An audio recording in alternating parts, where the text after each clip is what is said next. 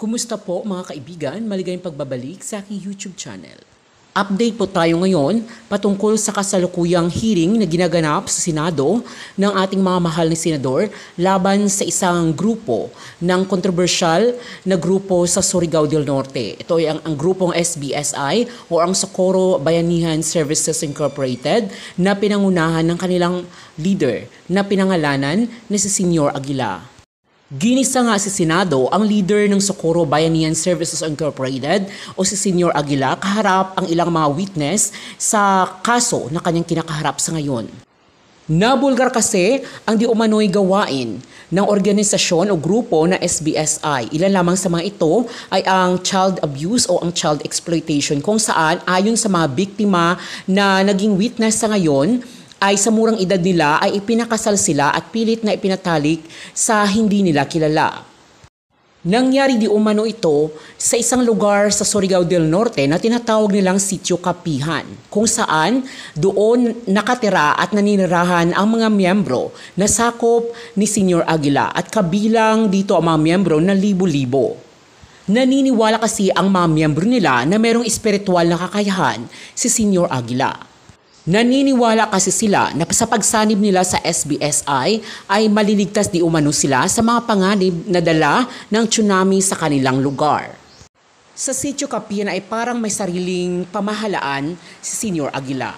Doon ay meron din silang mga batas at rules and regulations na sinusunod at dapat huwag nila itong labagin. Ilan sa mga miyembro nila ay dating mga empleyado ng gobyerno tulad ng mga miyembro ng PNP at mga DepEd teachers na nagse-resign sa kanilang mga trabaho para umanib sa SBSI. Sa Sitio Kapihan ay merong mga trabaho ang bawat isa doon. Sinasanay din ang maraming kalalakihan at mga kabataan para sa military training. Subalit ang nakakalungkot nga ay ang mga kabataan na babae na menor de edad na ipinapakasal sa mga lalaki at ipinapatalik pa. Mariin naman itong pinabulaanan ni Senior Aguila sa pagharap nito sa hearing sa Senado.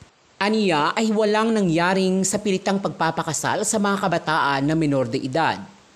Ayon pa sa kanya, ito'y paninira lamang sa kanilang grupo na SBSI o sa kanya dahil sa galit o anumang personal na interes. Mabuti di umano ang hangarin ng grupo na SBSI sa mga miyembro nila. Samantala, ang mga miyembro naman ng SBSI sa Surigao del Norte ay nananawagan ng patas na paglilitis para sa kanilang grupo at sa kanilang leader na kanilang sinusuportahan na si Senior Aguila. Hangad sana nila na doon idao sa kanilang lugar ang paglilitis. Subalit hindi ito sinang-ayunan ng ating mga senador. Sa ngayon ay unti-unting lumalabas ang mga witness na nakasaksi at nakadanas kung paano sila tinrato at kung ano talaga ang nangyari sa Sitio Kapihan sa Surigao del Norte kung saan miyembro sila ng SBSI.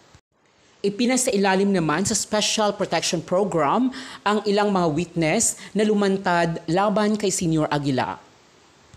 At yan po muna ngayon ang ating update patungkol sa hearing na ginaganap ngayon sa Senado patungkol sa kaso na kinasasangkutan ng SBSI o ang Socorro Bayanihan Services Incorporated ng Surigao del Norte. Maraming salamat po sa panonood. Abangan niyo po guys ang susunod po nating mga update patungkol sa kasong ito. Pero bago ang lahat, kung hindi ka pa nakapag-subscribe at gusto mo ng ganitong mga content, please do subscribe. At pakihit na rin ng notification bell para ma-notify ka sa mga next videos ko. Maraming salamat po. Hanggang sa muli.